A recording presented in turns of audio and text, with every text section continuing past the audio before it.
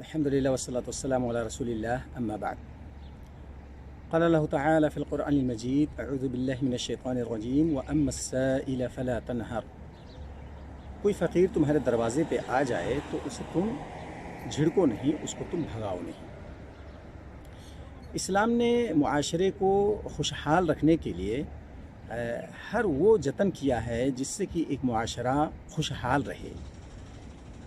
یہی وجہ ہے کہ اسلام نے ارکان اسلام میں زکوٰۃ کے نظام کو بھی رکھا ہے تاکہ مالداروں سے لے کر کے ان کے فقیروں میں تقسیم کر دیا جائے. لیکن اس کا ناجائز فائدہ اٹھاتے ہوئے مسلمانوں کے اندر اتنے فقراء پیدا ہو گئے ہیں کہ وہ اپنا پیشہ بنا لیے ہیں.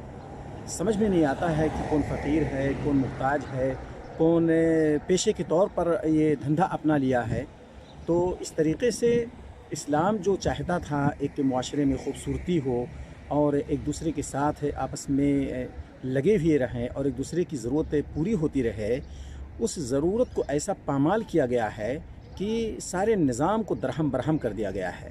آج جتنے فقراء اور مانگنے والے مسلمانوں میں ملیں گے، آپ کو کسی دوسری قوم کے اندر نہیں مل سکتے ہیں. اس کا سبب یہ ہے کہ نظام زکوٰۃ کو جو یہ سسٹم تھا، ایک خوبصورت سسٹم تھا، اس کو ہم نے بالائے طاق رکھ کر پورے سال مانگنا شروع کر دیے ہیں. جبکہ زکوٰۃ کا نظام یہ تھا کہ سال میں ایک مرتبہ مالداروں سے لیا جائے گا اور ان کے فقراء میں تقسیم کر دیا جائے گا تاکہ ان کی فقیری بھی دور ہو اور اس طریقے سے مستحقین اپنے حقوق کو بھی پا سکیں.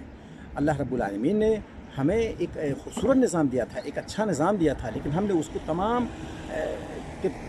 تمام سسٹم کو ہم نے اپنے سے برباد کر دیا ہے اور فقیری کا ایسا لباس پہن لیا ہے کہ مسلمانوں کے اندر سارے کے سارے لوگ جوق در جوق، خصوصاً رمضان کا مہینہ آتے ہی تو یہ جیسا زمین سے نکل کر کے باہر آ جاتے ہیں اور ان کو دیکھ کر کے نہ صرف مسلمان بلکہ دیگر قومیں بھی آ کر کے مانگنا شروع کر دیتی ہیں.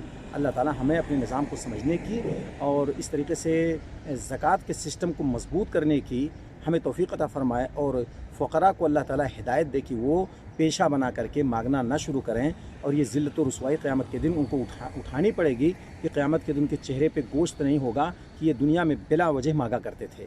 اللہ تعالیٰ ہمیں ان تمام برائیوں سے اور ان تمام منحوس چیزوں سے بچا کر رکھے. وآخر دعوانا الحمد للہ رب العالمین.